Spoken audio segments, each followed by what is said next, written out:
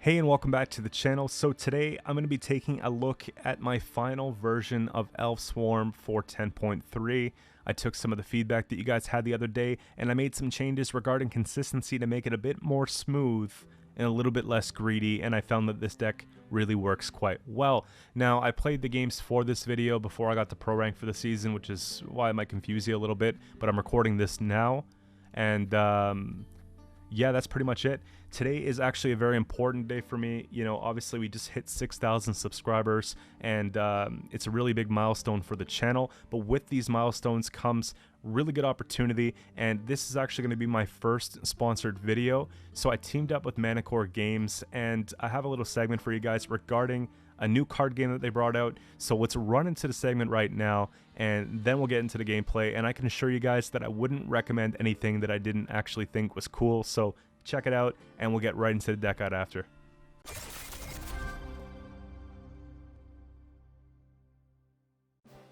So Core is a new PC gaming metaverse platform where anyone can create, share, and play multiplayer games, and it's available completely free from the Epic Game Store. Core has over 40,000 games in every genre that you can think of, and you can even create your own custom avatar to take with you between the games that you play. Today I'm going to be focusing on a new MMO card game called Puppet Masters, where you can play with friends to battle each other or fight monsters together. You can choose puppets from a variety of different classes such as healer, mage, rogue, or tank, and upgrade their abilities using the skill tree. There are tons of cards to collect and upgrade to support your puppets, and a battle pass for cosmetics and in-game rewards.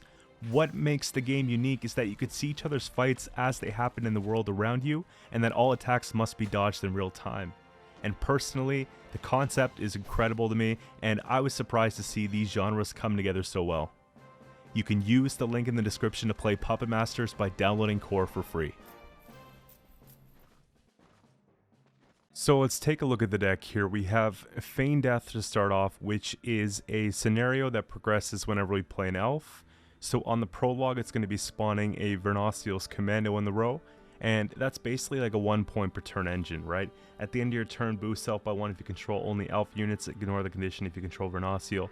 So this card should just work every turn. We don't really have anything now in the deck that isn't an elf. The only exception would be if we're playing against like Nilfgaard, for example, and they put something on our side like a spy, or if we're playing against maybe a monster deck that's notorious for using operator right now or something like that, that would shut this down, but we can quickly turn it back on once we play Vernociel later in the round, so it's pretty good that way. When we play the first elf, we spawn 2 Deadeyes in the row, and when we play the second elf, we spawn and play a Waylay. So this scenario got indirectly buffed due to the fact that the Waylays changed and some of the other cards changed, right, that benefit from more of actual swarming on our board. So I'm really a big fan of stacking the range row and putting down something like the Vriad Vanguard, for example, because it really benefits from having that row nice and stacked. And then of course we don't have to worry as much when we're playing our scenario now about when the Waylay comes out, because Waylay now is going to be spawning the Deadeye no matter what and inflicting 3 damage. So before, we'd have to have like the perfect board state and have something set up for the Waylay, which gave the opponent more time to sort of tempo and prepare. You know what I mean? So it just really helps us rattle off the scenario a lot quicker. And if you can afford to, then it could be like a really good thing to maybe put this down and use the Simlas Fin the next turn in order to double proc it and get it out of the way in 1 turn. It's just a phenomenal tempo play, and before we know it, we're at like 50 points, right?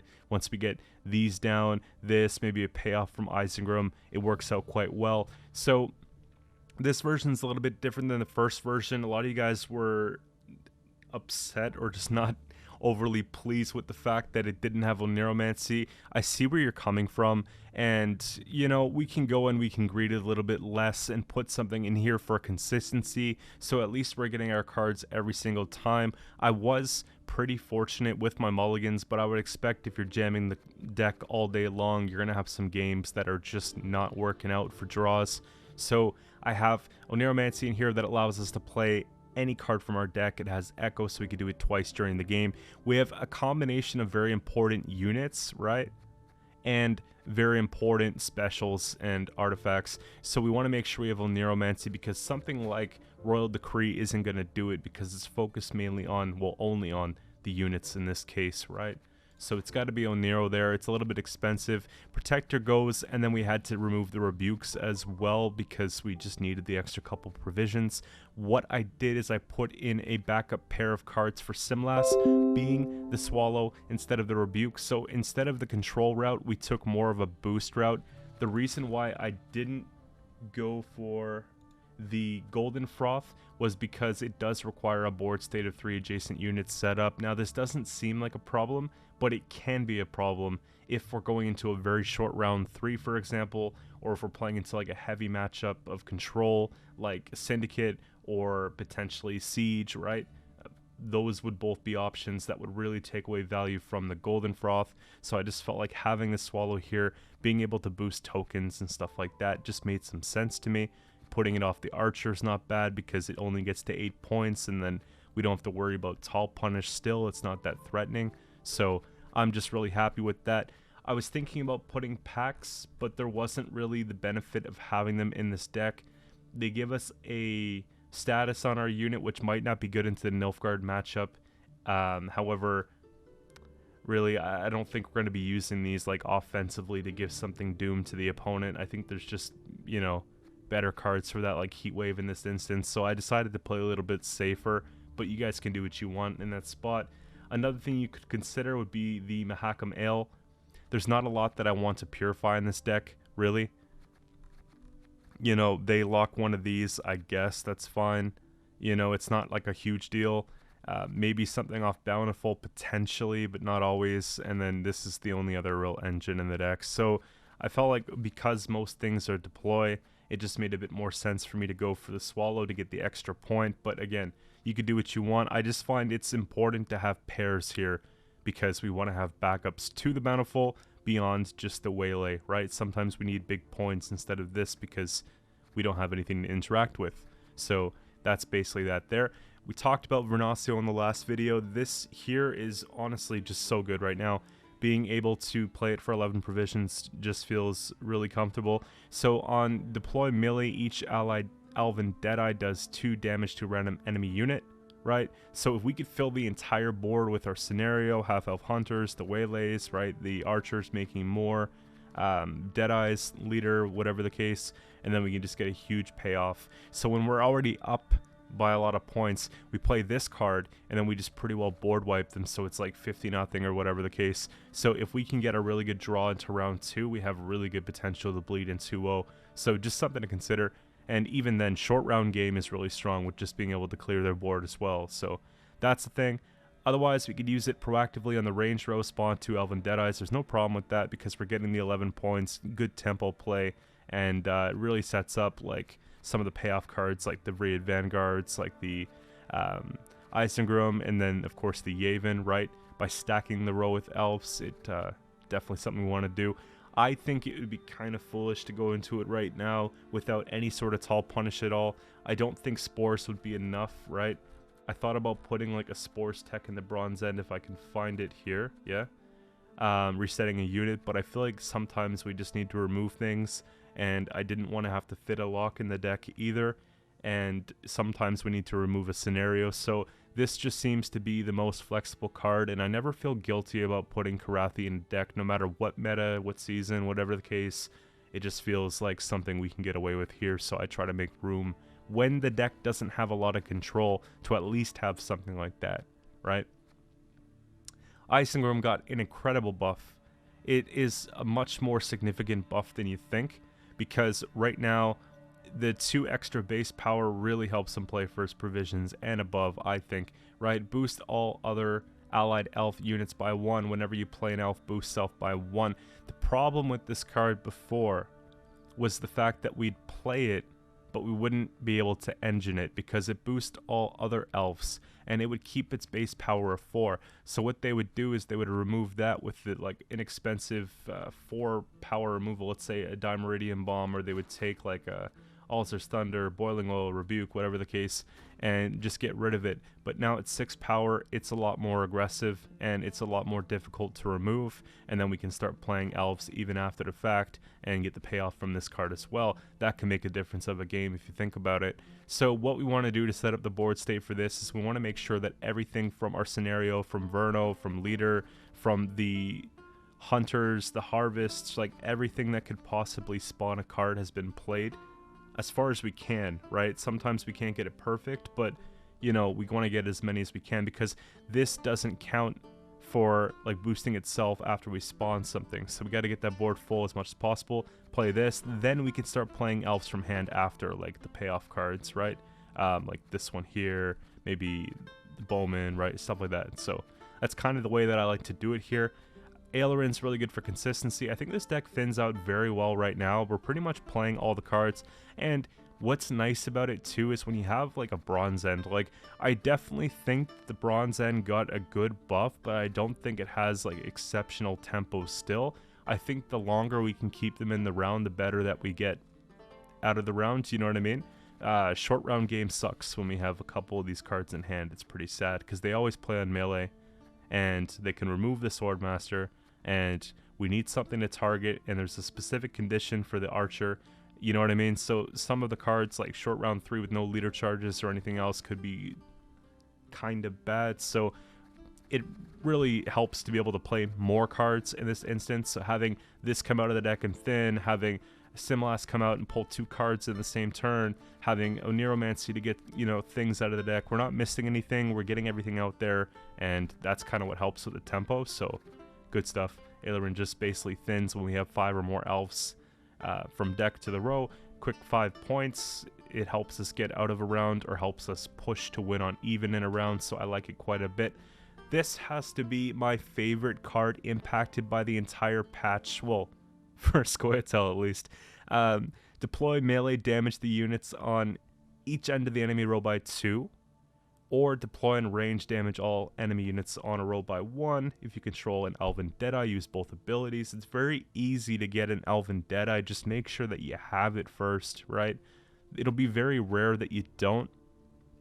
But to be able to combine the abilities, if you look at it this way, if they have 9 units on the back row or whatever row it is, and we can damage each end by 2 each, that's 4, plus the 9 is 13, plus the 4 is 17 for 8 provisions. That's the ceiling of the card. But if this card plays for 10, I'm not disappointed, right? So just keep that in mind there. It's really good, and with a lot of swarm decks coming back into the meta, like even Nilfgaard, for example, has a really swarmy thinning package, right? Even Siege has like a really swarmy thinning package. Fire Swarm, Elf Swarm, like Beast Swarm maybe making a comeback or trying to, you know, get something started. So this card will definitely get some payoff this season, and just happy to have it there. Yavin, probably one of my favorite elf cards overall. It's really flexible, right? Damage an enemy by the number of elves on the row. Now, no, if this was like any other deck, I think it would be a little bit scary, right? It might not get its value, but in this case, it plays for a lot of points. Think about if we stack the range row or melee row, it doesn't even matter. I usually stack range though because these, but if we stack the row and we put this at the end or whatever the case, right? We're getting all that damage, including self, so like the 9 damage plus the 4 base power. So it's like an expensive Great Oak, you know what I mean? It doesn't have the 9 base power, but it's got the damage part, and I think that's really good, and it's worth sacrificing the 5 base power to save 5 provisions, in my opinion. So that's that. Bountiful Harvest is awesome in this deck, right? Create and play a Bronze Qcento elf depending on the position of the chosen unit. Boost the leftmost, random, or rightmost unit in your hand by 2. So these could be good to set up things like these for later so that they don't get removed or just have point carryover. It doesn't really matter. In the previous version of the deck, I didn't like these as much because we were pulling into a lot of Elven Seers,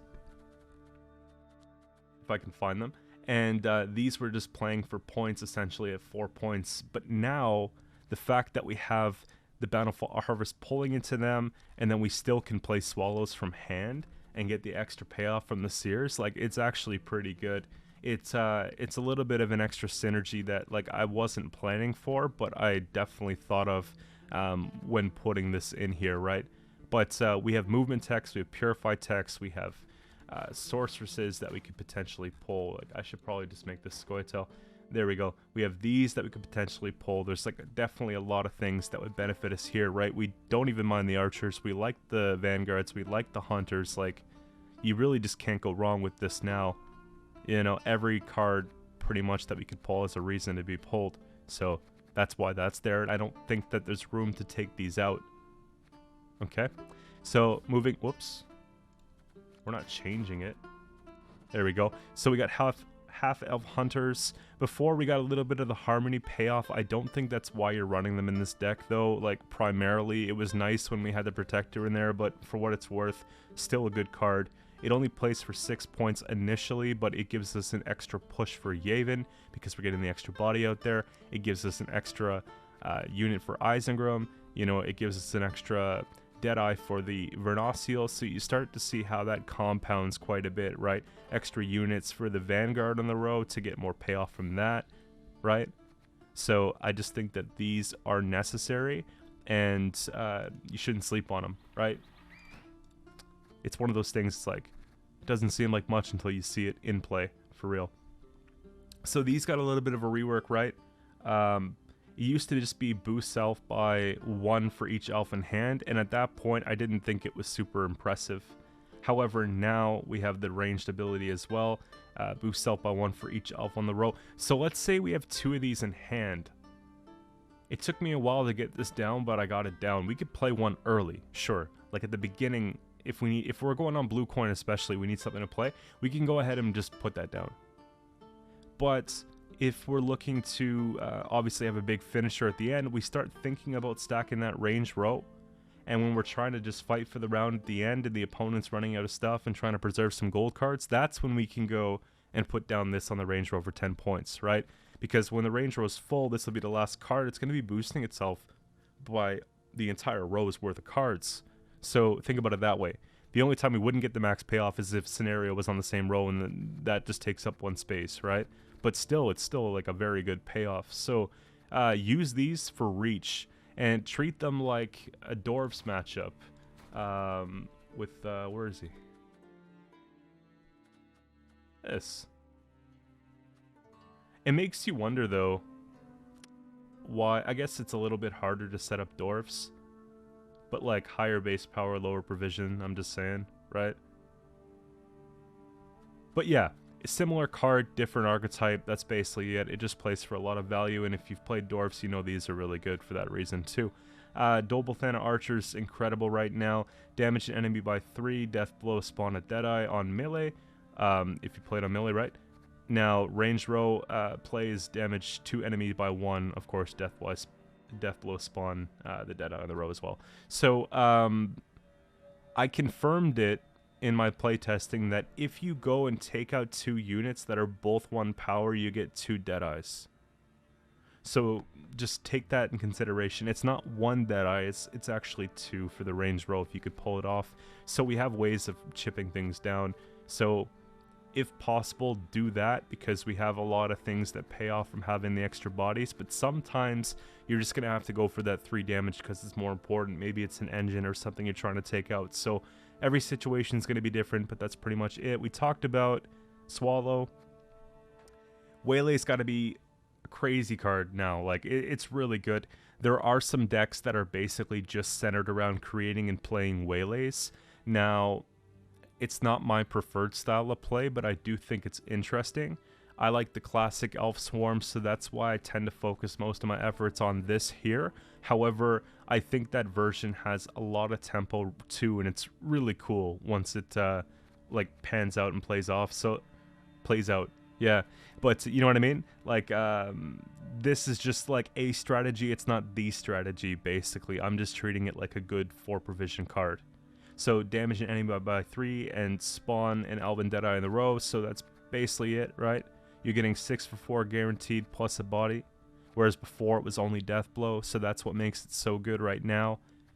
Bowman got a bit of a buff, right? Instead of 3 base power, it's now 4 base power, damage an enemy by 1 for each row that separates it from this unit.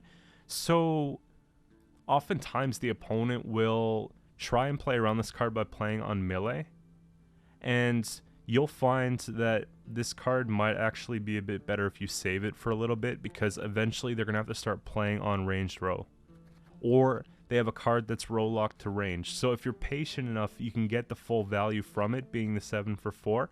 However, there are some times where maybe you want to take away something on the melee row. Maybe you need to like complete a kill with this, which is fine, and it might be worth trading down a little bit on the full damage that it gets. It just really depends on what that card is, right? And Elven Swordmaster, I think that this card's just great. I think it's often underestimated because, you know, it gets really good value, and we have ways of really refreshing that cooldown, right? So damage an enemy by 1 with a cooldown of 2. Whenever you play an elf, decrease the cooldown by 1. So leader play reduces cooldown, and then playing a card the same turn reduces cooldown. Simlas reduces the cooldown to nothing in the same turn, so we could use it and use it again if we run the Simlas in the same turn. Like, there's pretty cool ways to just get this to play for more than what it's worth. And a similar card would be like a Brockfar Hunter that you'll see in Skellige.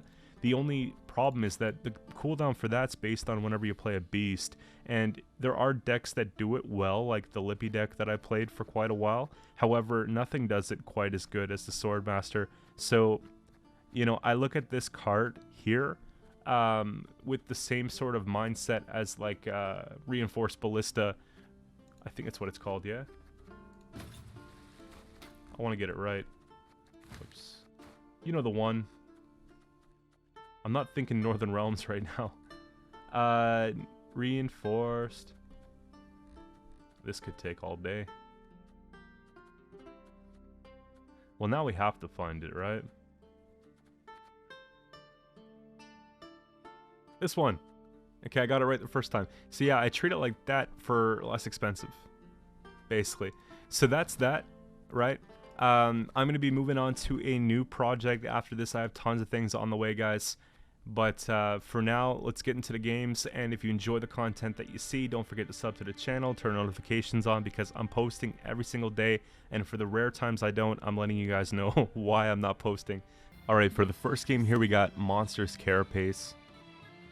And I'm thinking it's probably going to be Kelly because there's like a big amount of swarm going around right now. I don't know how well Kelly would play into Frost, but again, it might actually be the case here. So we want to have a strong hand, but not a too strong hand, so we can play a few cards.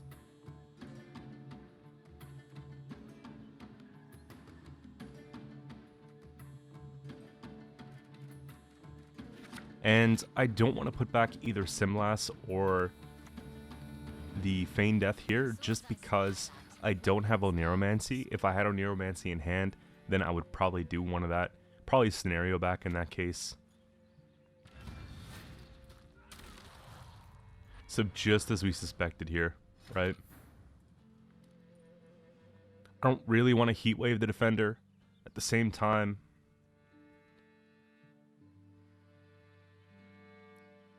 we kind of have to, unless we want to waste some damage. There might be an option actually just to go and play Simlas if they do drop down the Kelly, and at that point we search for, you know, the Dragoon, push the defender back, we can Heatwave the Kelly, and then we don't have to worry about it.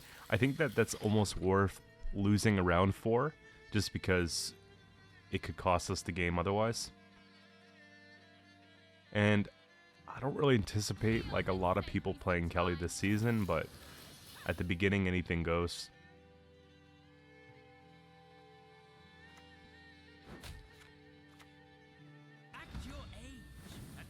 I decided to take this now because if we want to contest the round at all, we have to get rid of the Ciri. And it's probably the most points if we go for the Farsteer, because we have a fair amount of specials in the deck, right?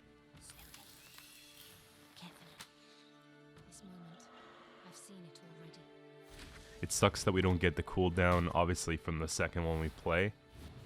like use the order, then take the cooldown from the Semlas into the Bountiful play off the Swordmaster, but it's fine. I'm hoping that we have enough points here that we can maybe tempo pass if they're really going to push it, right? Because we have to look at the fact that Ciri's at a counter at 2. So,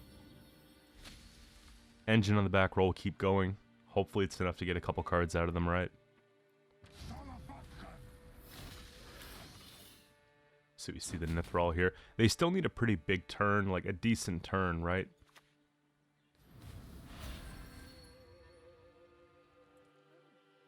But the important thing is that we didn't give up the card, right? They still have to play.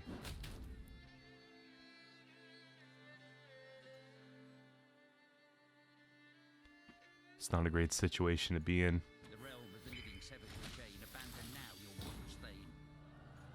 So likely they're going to be going for a long round 3. And most Kelly decks right now run Witch's Sabbath. I don't necessarily like running it, however, in this event it's probably better that they have it for them. Just one more obstacle to get around that defender.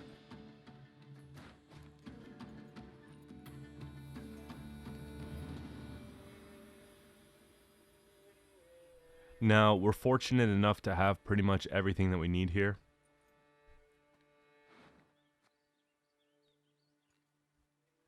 Didn't really spend a lot either.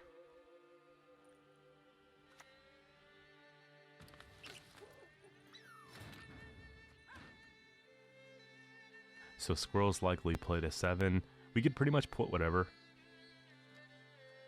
I think Bowman's fine because they're going to be stacking melee quite a bit in round 3 just because they have Nithrall and Kelly, which are both row locked. Then they want to put the defender beside it, and then pretty much everything else just makes sense to put beside it, right? So I don't see Bowman playing for a lot of points in round 3. And if they have the defender, it's going to be chipping at armor, which is very slow anyways, right? So we did draw Nero. I'm thinking we go take on Nero here and just pull out a card that maybe we don't want to play. It could be Swallow, it could be something else. I just don't really want to give them too much value from like a Spores or a Tall Punish, so that's kind of the idea here.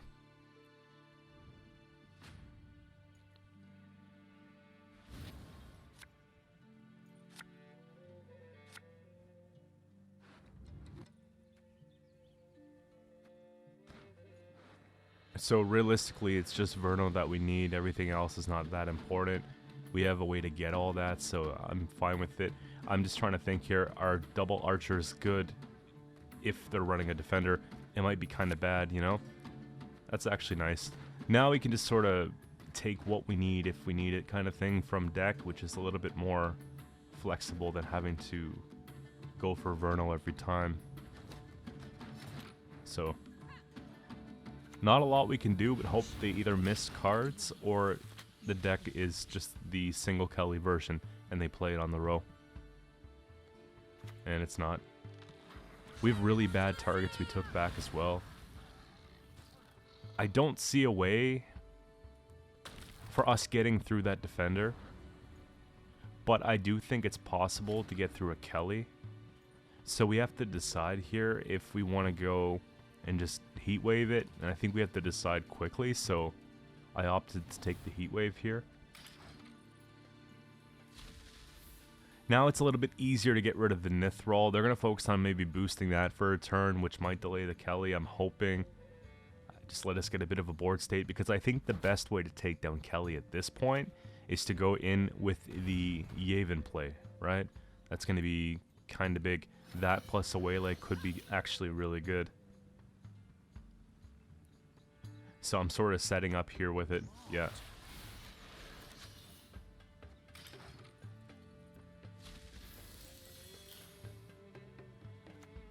And Kelly's just going to start chewing through these cards. That's the big problem, right?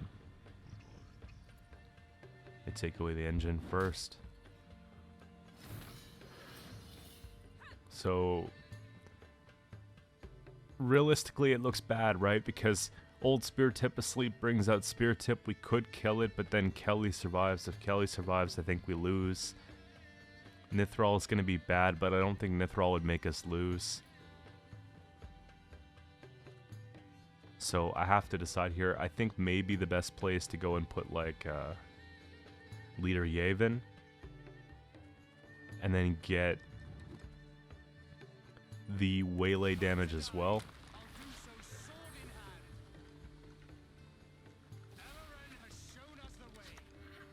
And that's about as good as we're going to get, right?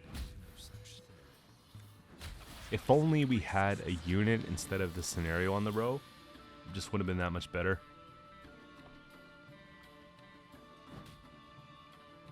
So they heal it, puts it back up to 7. It's now a problem again, right? Now, the idea here was to take care of it like this.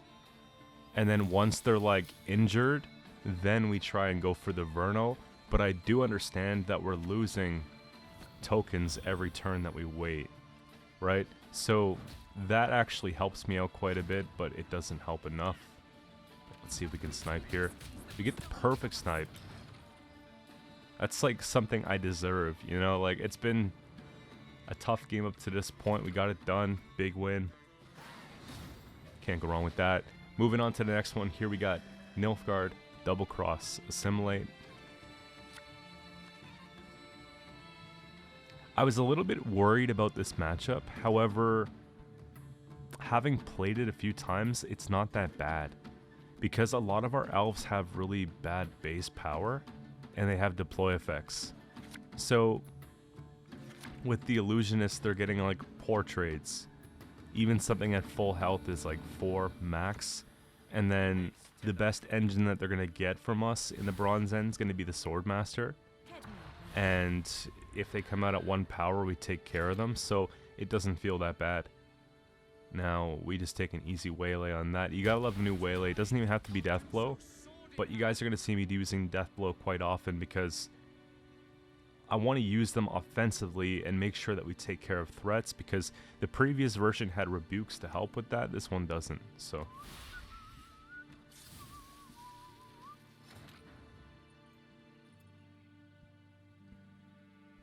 Now, I'm thinking we go for the Vriad Vanguards on the range roll, like I guess we're supposed to, right?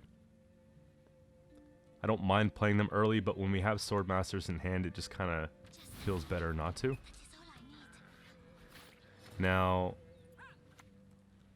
I don't think we want to commit anything big to try and remove that. I'm just worried about them making like 3. That could be kind of a problem, right?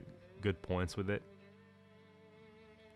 But realistically, we can reduce the cooldown by playing that, get some extra damage, and then next turn, if we can keep our Swordmaster alive, we'd just be able to go and remove theirs.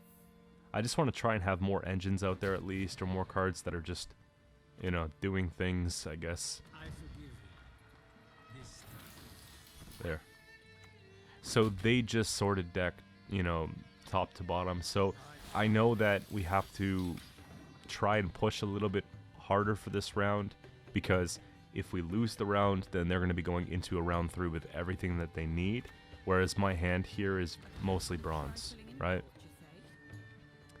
Obviously, it's a little frustrating they pull Lydia into the best possible card they can make.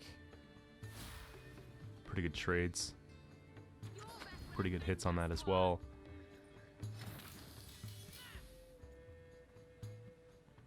We're not as far back as it looks, though. Just keep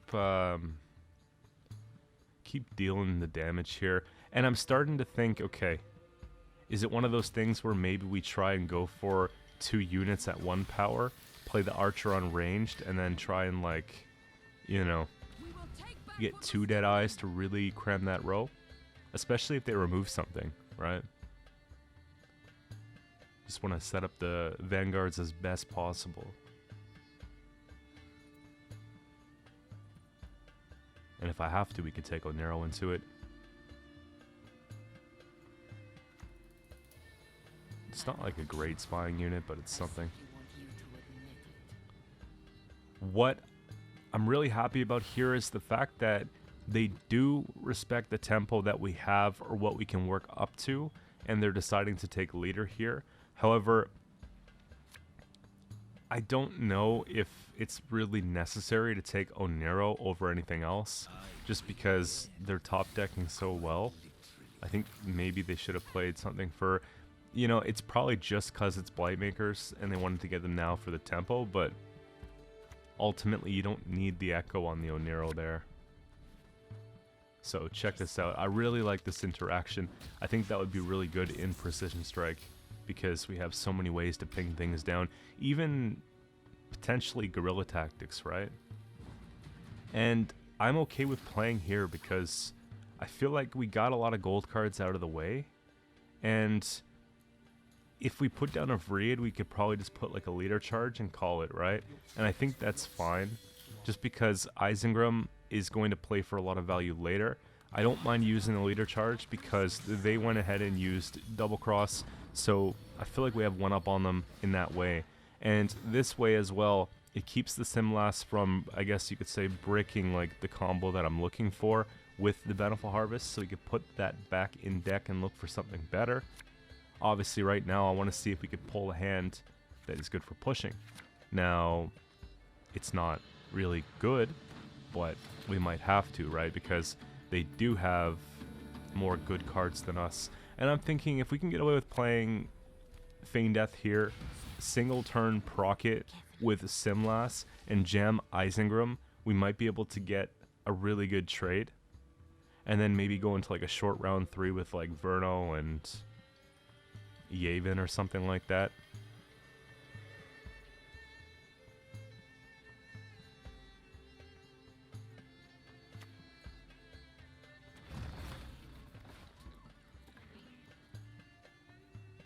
So there's not a whole lot we can do about that. We just kind of have to let it go. I think we just have to tempo, right? Because we could remove it, however, it's just not maybe worth it yet because we are down cards. Now, I like damage, you guys know. But I'm also thinking about how do we get rid of that immediately. And I'm also thinking they might have jousts, right? There's a few things in mind. So boost, artifact boost by 3. That's probably the way to go about it, right? We take that out of the way. Take that. You see? And we boost that. Maybe Simlas so that they can't just easy coup it. They could still give it spying. They could still take Yennefer's Invocation, but at least they can't spy, coup, and then, you know, that would just kind of be annoying. We don't want coup on that in this round because we need to get out of it with our card back. It's a pretty uncomfortable push overall, but still a pretty good lead.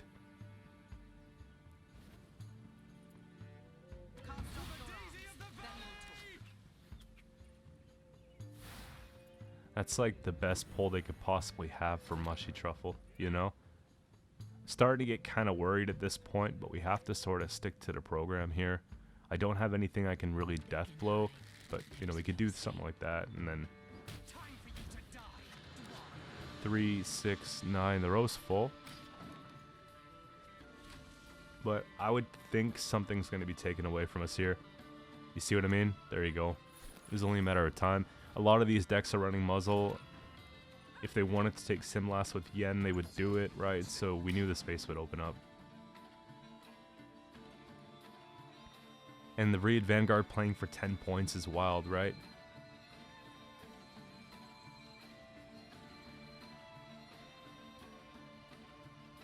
We do have to be careful here because I don't really want to play Isengrim. I don't know if we would win an all-in, but I do want to go a bit further. So I'm thinking about whether or not it's worth taking the Bowman here.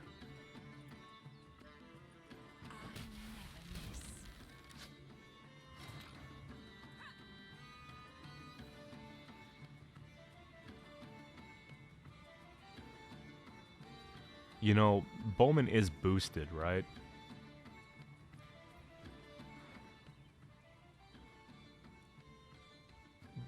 Bowman's boosted to 6. It's going to be playing for 8. If we maybe take like a leader charge, we could play around a Terra Nova.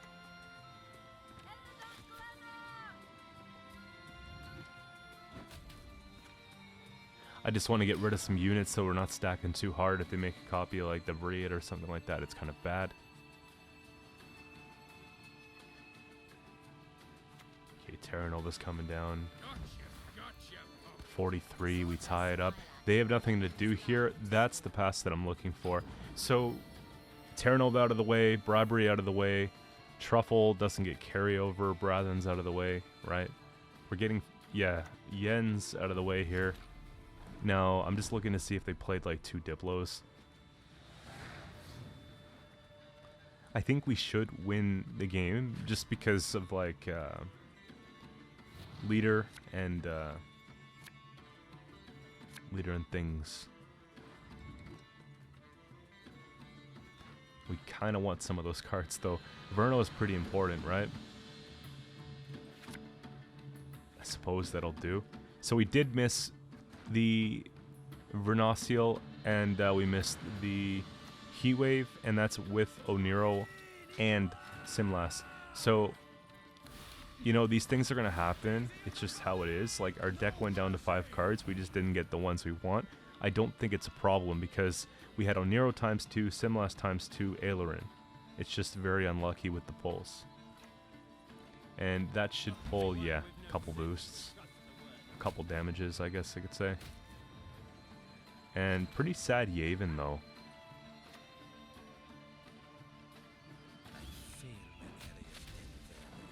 So I think we're supposed to play Swallow last. Just in case they have like another sort of punish or something like that. We just got to be careful. And by the way, I took a mistake here. For whatever reason, I was thinking Deadeyes because I saw them in the side of the playing field earlier this round. And then I'm like, whoops. You know, so we did lose 1 point here of damage because we would have benefited more from playing it on the melee row. So yeah, I'm aware. And it doesn't really matter to begin with, right? We just go ahead and take that, it's fine. Ku is definitely a consideration there because we knew they played Muzzle and we knew they had Truffle and they had Yen. So I don't think Heatwave would have fit regardless. So that would have been, yeah, the best that they had. Now, this is probably, well, I think it is actually Siege. Yeah. Guys, I'm obsessed with this game board. It's probably like the most feel-good game board I've had in a while. It's just so vivid, you know? And I love the flowing current underneath the bridge, but I wish that they did a bit more as far as making like the board interactive. Like, it's pretty lazy with that. Like, some of the wood chips flip up and stuff like that, but like, there's really not a lot going on besides that. So they jammed Siege round 1. I wasn't expecting it, so that's why I played on range row. We can't do anything. I think we have to just take the L in the round.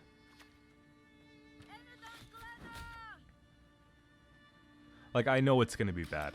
So I'm trying to see if we can even get out at 7, right? And so I think them playing those from hand is like just cutting costs for the deck, right? Because usually you're not putting like one of those sieges, right? You're kind of putting more of the 5s.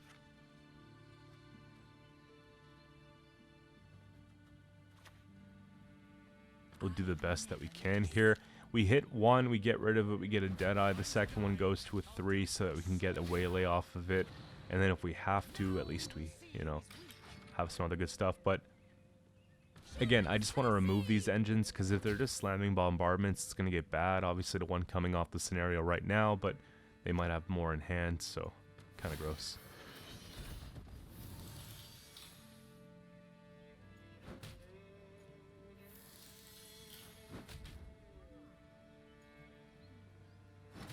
So really, it comes down to me just saying, all right, you know, they did their whole scenario thing. If I can remove a couple engines, they might decide to quit around, but I doubt it.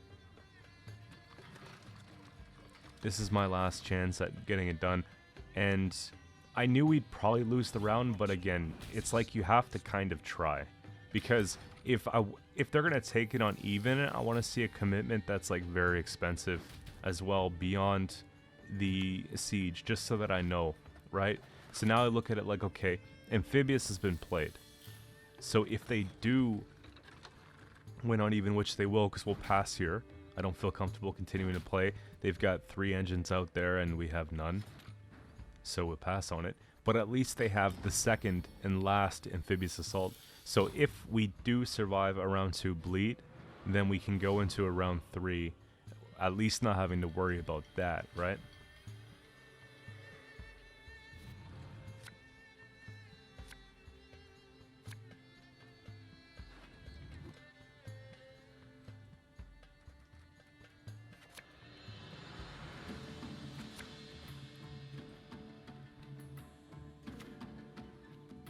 And so now I just know we're in for a ride, right? Like, Rafferts comes down, they do the thin, they take this, they do another thin, keep playing.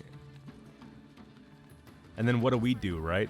Like, we're just going to have to put down scenario or something quick. And obviously the goal for us is to try and avoid that. But with the board state they have set up, I know that they're probably going to play it through. And it's just one of those things where even if, let's say they go and they winch the Raffords and it gets taller and it becomes a better heat wave, I still think we take the heat wave early because a lot of the damage would have been already done if they continue to use the Raffords. So now we just have to try and fight and defend our position here. Luckily we do have Simlas as well, which is kind of good, right? But the fact that they have the 2 cooldown engines beside Hensel, it's just going to get kind of ugly, I think, here.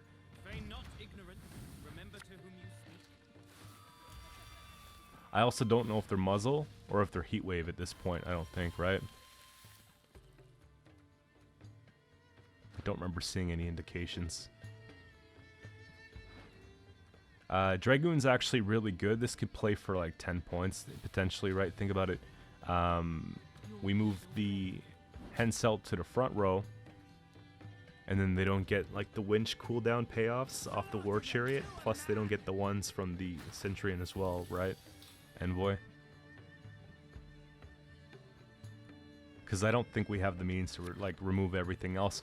I do believe that we would have had a little bit easier of a time playing this matchup overall if we had the version that I previously made with Forest Protector and the 2 Rebukes, but I think it's still winnable either way. And unfortunately this will put us a card down if they pass. I think that they could find a good pass shortly. I think they're just really holding out for the scenario.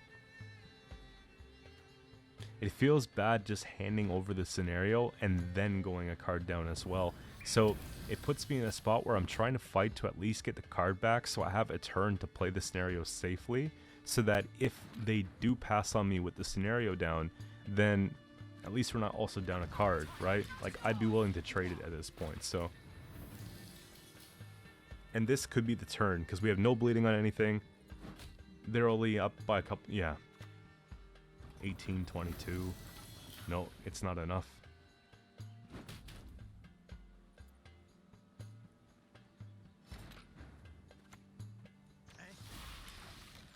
Thinking about that play over again, I think we could have probably put, yeah, I think I'm pointing it out here. I just jammed the card because I thought we got 2-0'd and I was just getting frustrated. But putting the Half-Elf Hunter on the range row would have set up a better Vriad, right? So keep that in mind, right? You always want to stack the back. Although we do have access to just grabbing, you know, the scenario and whatnot. I opted to go, though, here for the boost payoff because I just don't think scenario's the play. I think we try and get that in a short round 3. It seems like the only option. We have a pretty good board state here as it is.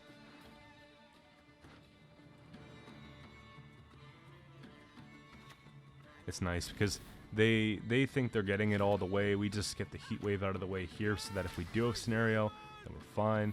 And I'm thinking last play is like a duel.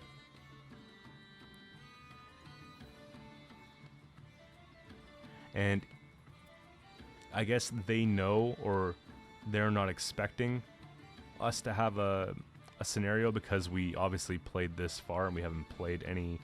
We didn't play the scenario yet, right? We would have had it procced by now, but they opt to pass for whatever reason, and I think that's alright. One thing I'm a little bit skeptical about is the fact that they used... well, they only use 1 leader charge, whereas we use the whole thing. And I'm thinking that it's probably Selkirk in hand, because they thinned out so well, and normally the decks are running Selkirk. So, we gotta pull decent elves. And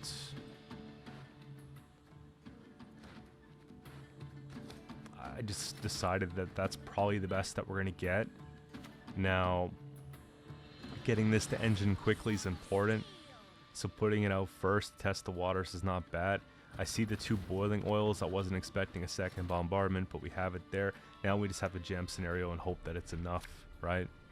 It could be. We're not going to be getting death blows, though, unfortunately, from the archer, which is kind of awkward. I was kind of relying on us getting maybe a ping or 2 off with, you know, the other elf. Like, think about it this way. We would have got the death blow off of the Royal Guard, which could have been game-changing. So, the best thing we could do here is honestly just, probably just take that for 2 damage.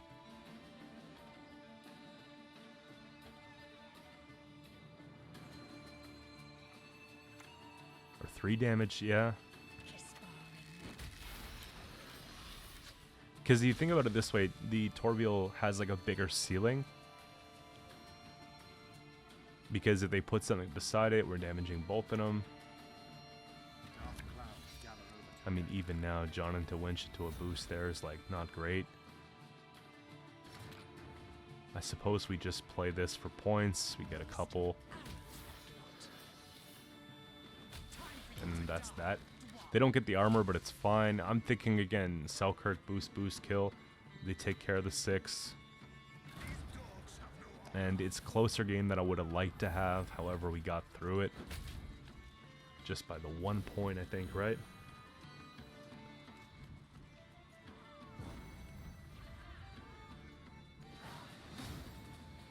And moving on to the last one, these games aren't in the same order. Like, I'm a couple games back from pro at this point, but by the time you're watching this video, I'll probably already be in the pro rank. It's just making this one a few days before. Now, there we go. We get rid of the bricks. I have Vriad there just in case we want to play him first, because we don't have the Sword Masters, and that's something. I am looking at maybe what they're playing here, and I'm thinking it's either Mill or it's Colgrim, and I want to have a little bit of an advantage and get some tempo going, because I know that these matchups have like the Snowdrop and the leader, and it gets kind of ugly in round 1, so I want to make sure we have a way out, or we can tempo pass on them so that they can't bleed in round 2.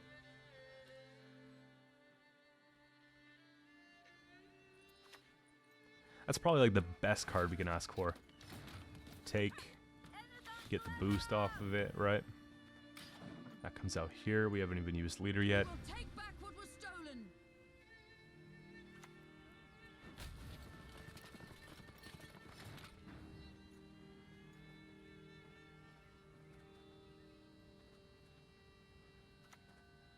I don't even mind that at all. Like, it looks like we're very far ahead, but let me tell you, in this matchup, it doesn't really feel that way.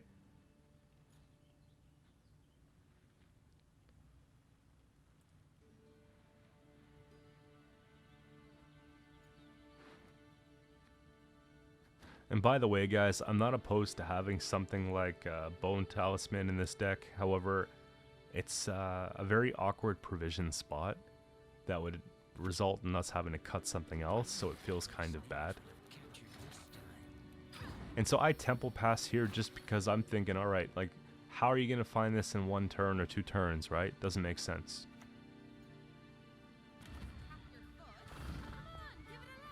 And like I played fast because I understood the matchup, but when I passed, I underestimated the matchup a little bit. Because if they snowdrop here and take a leader, they have that reach, right? Especially if they push their top decks well. But then again, it's better maybe that we do this now instead of obviously continuing to play maybe shallow tempo plays and losing uneven. That could be bad.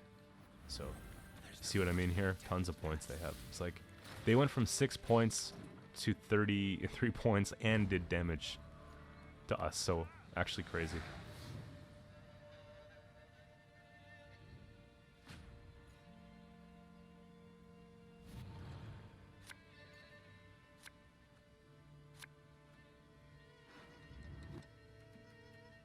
So I'm thinking that a lot of these decks like to bleed.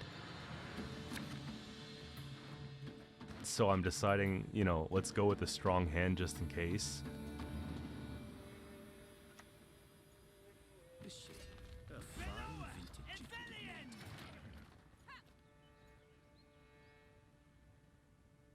It's possible that they're running double Blightmakers, but they ran two assassins too. They just didn't need it because because the leader top decks it. I thought the nerf would be worse than it was. Like, it seems like it would be because they nerfed Blightmaker, which was just, when that first came out, guys, that was like the worst thing. Was it 4 provisions? And then, unbelievable. But yeah, you know what I mean? Like, that package was just so cheap. Now it's like still good, even though it's 6 for the Blightmaker, 5 for the Assassin. And keep in mind here, guys, I'm trying to just really not play anything too expensive because I'm thinking that maybe they're thinning to 7 and they're passing anyways. I know that if it's hyper thin, they want to go into round 3 with, like, you know, just enough cards in the deck, right? They want to have a 4 going into round 3. So they kind of want to thin one more, I guess, to guarantee their pulls. But they just opt to just pass here. And it wasn't a lot of points to make up with something like the Vreed, and you could see they're actually hovering over it right now, surprised that we're able to come up with the points in one turn without spinning a gold card. So at this point in the matchup, I have to say I'm feeling pretty good about it.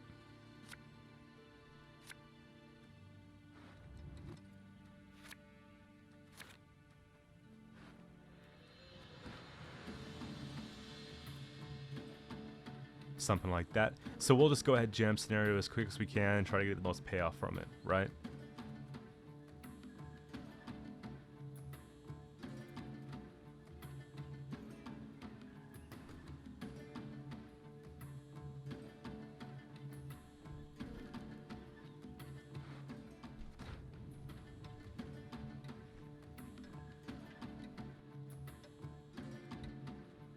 One thing I have to say though is, when I read the patch notes, I was more excited than I've been in a while for patch notes.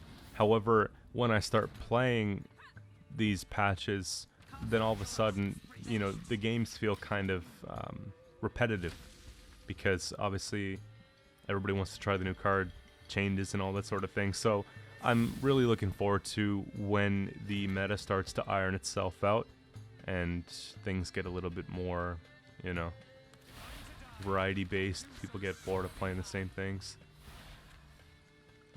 But I'll be moving on to just about everything. Like, we'll make our way around some of the new card changes if I think they're worth it, and then it'll just be bringing back archetypes and stuff like that. It's a good little engine. I like that Witcher, like, it's a solid, just like a 1 point per turn for Nilfgaard, right? It's like usually pretty easy for them to set up. That's not bad. I do think that we take the Yavin off of that, just because if they keep pushing it back for the next few turns, then the sunset in hand is going to be worth maybe too much.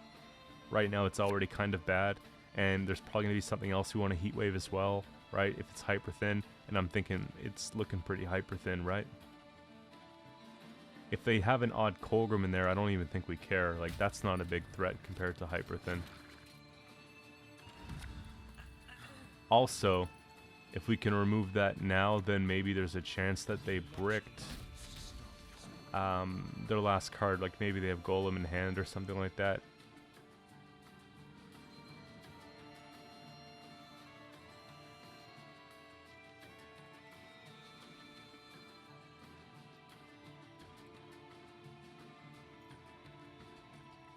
If I run into this matchup a lot, then I would probably take out one of the 4 provision cards, whatever it would be. It could be like a Bowman, it could be like a Swordmaster, and I would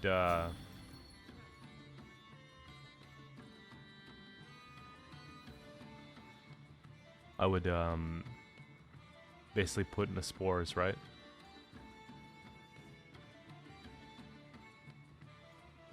Spores and Heat Wave should be enough for Hyper Thin.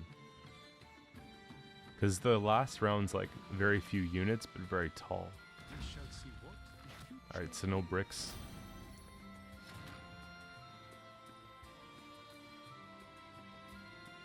I think if I was to redo this now,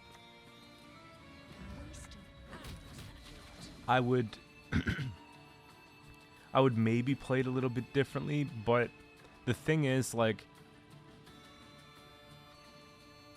we want them to go as tall as possible, you know? So, if I'm able to take out that 3 and then we just heat wave the 15, like, I do think at this point it's fine, but it's probably better to just wait and to just, well, like, heat wave the 17 and then just play our punish card afterwards.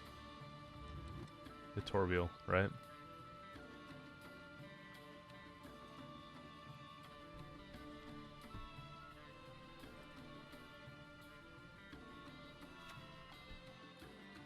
Best yield now.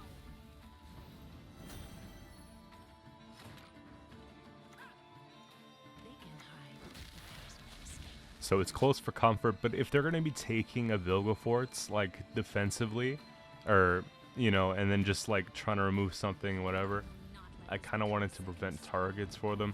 But at this rate, they have Triss, so it's to be expected. We heat wave the 15. They take Vilgefortz off the Triss and pull out the 12.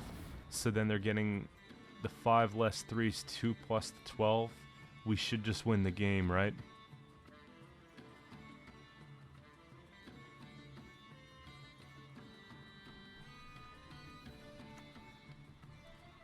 And so that's basically it here. Good win. Thanks again for watching, and also don't forget to check out Puppet Masters. You could play the game using the link in the description to download Core for free, and this is what you're looking for here. So let me know, guys, what do you think of Puppet Masters in the comments below, and I will see you tomorrow with a brand new video.